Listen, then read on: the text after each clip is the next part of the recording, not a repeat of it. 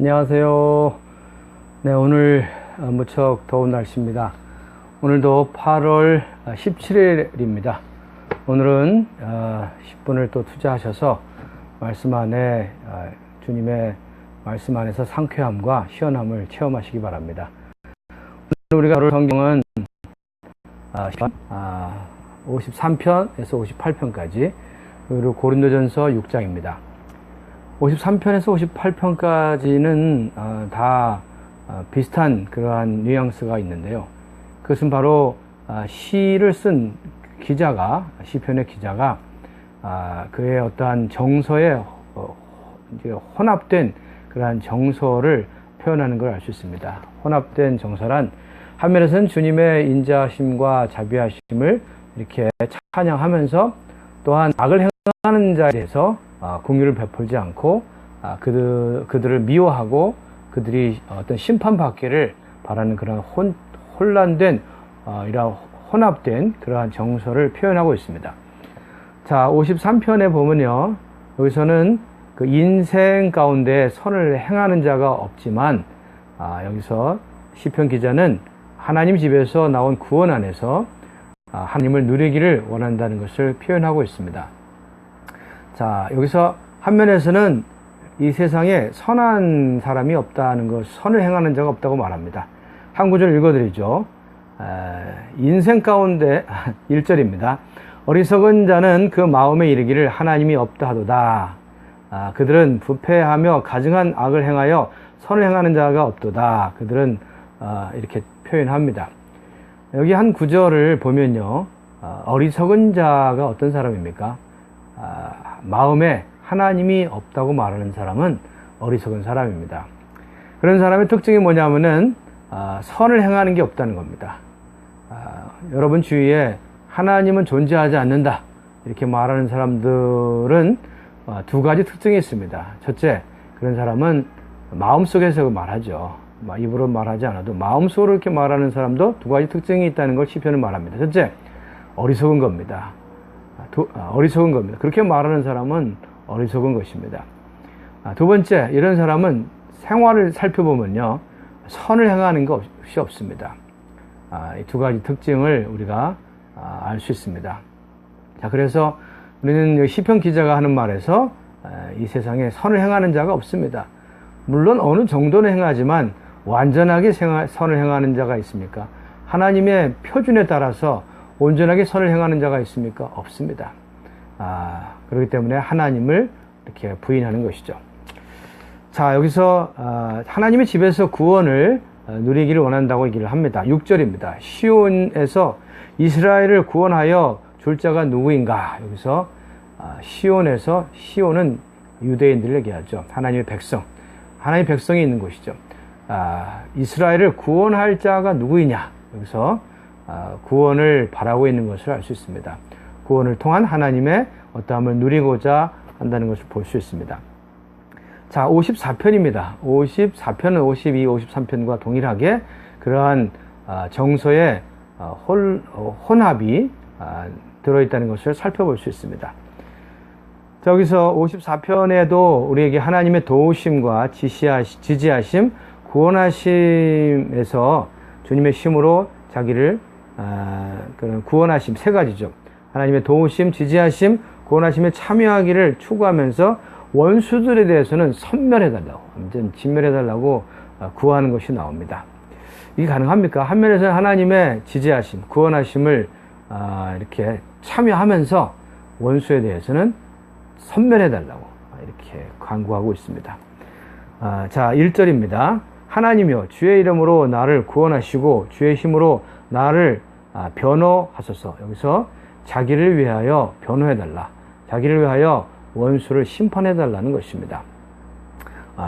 그러면서 6, 7절의 뒷부분에 보면은 모든 환난에서 나를 건지시고 그 앞에네요.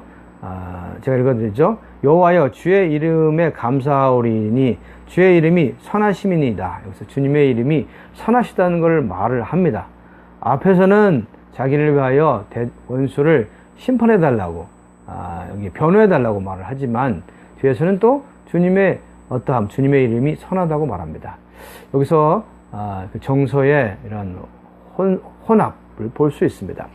자, 55편도 여기서는 하나님의 구원을 체험하기를 구하면서 원수의 압제 아래에 있을 때에 하나님께서 그 원수를 처리해 주기를 구합니다. 자, 22절입니다. 내 짐을 여호와께 맡겨라. 그가 너를 붙드시니 의인의 요동함을 영원히 허락하지 아니하리로다. 여기에 이 구절은요, 상당히 황금 구절이라고 할 수 있는 좋은 구절인데요. 여기서 말하는 것은 참 좋은 말씀입니다. 짐을 하나님께 맡기라. 신약에도 그런 말씀이 있죠. 모든 염려를 하나님께 맡기라. 우리의 짐을 하나님께 맡기라. 그가 너를 붙드시리니 의인의 요동함을 영원히 허락하지 아니하시리라. 사실 우리가 주님과 함께 있을 때 우리가 체험하는 것은 안전하다는 것이죠.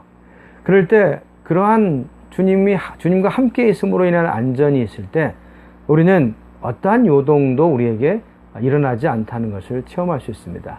그러면 우리가 요동하지 않으려면 주님과 함께 있고 주님과 함께 있음으로 인한 그러한 안전함을 가져야 합니다. 주님과 함께 있을 때 우리는 어떤 것에도 요동하지 않습니다.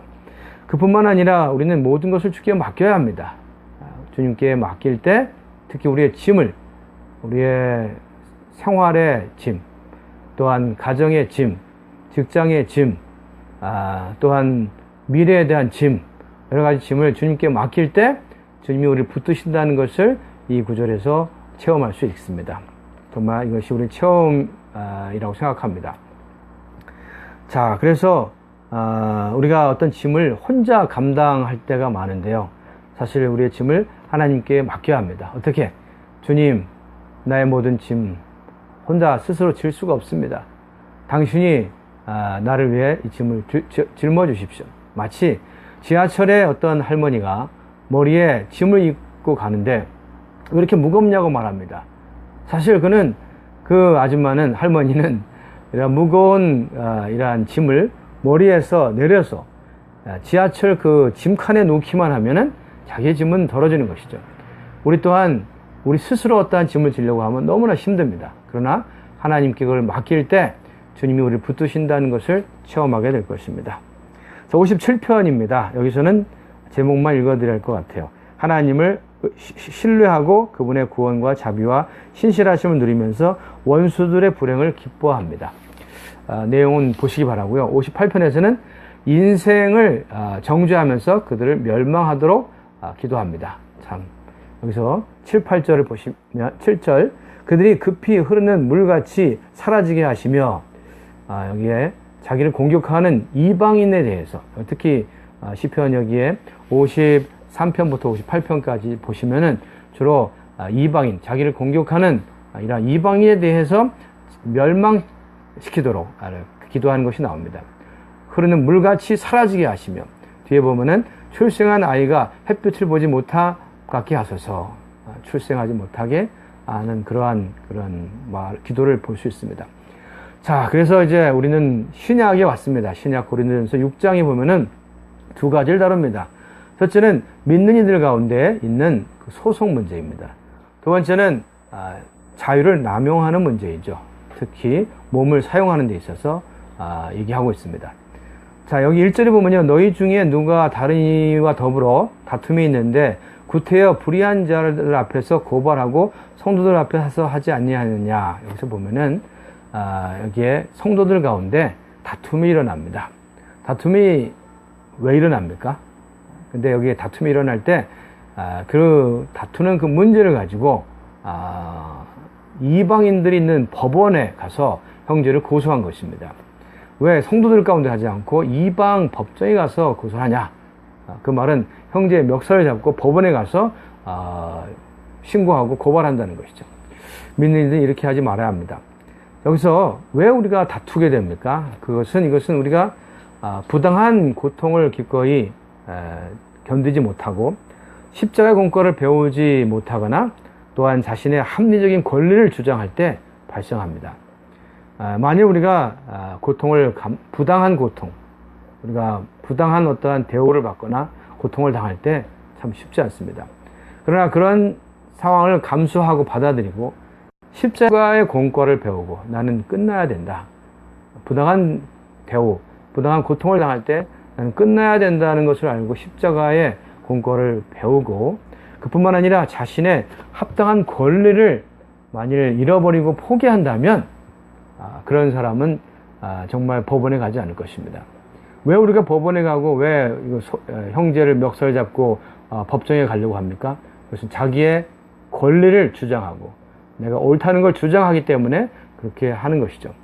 우리는 주님이 십자가에서 정말 정말 이기려고 한 것이 아니라 주님은 정말 이러한 부당한 대우를 받으시고 십자가의 길을 가셨습니다.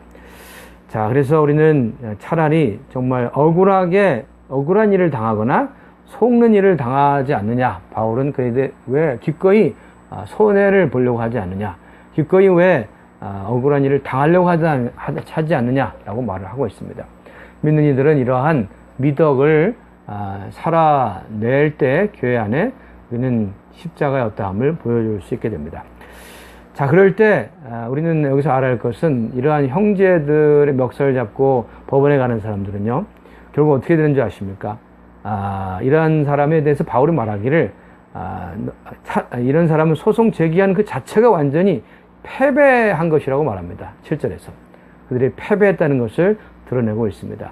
고발한 자나 고발당하는 자나 법원에 가서 서로 따질 때 그것은 패배자입니다. 그런 자는 결국 9절에 의하면 왕국을 상속받지 못합니다. 추구하는 이들에게 주는 왕국의 보상을 잃어버리게 된다는 것이죠. 우리는 이런 것을 기도할 수는 있지만 우리는 가져가서 이런 법원에 소송하는 일을 하지 말아야 합니다. 왜냐하면 우리는 세상뿐 아니라 천사들까지 심판하게 될 것이기 때문입니다. 자, 두 번째 12절에서 20절까지는 자유를 남용하는 문제입니다.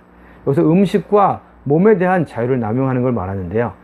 12절에서 바울이 말합니다. 모든 것이 내게 가하나 다 유익한 것이 아니요 모든 것이 내게 가하나 내게 무엇이든지 얽매이지 아니하리라.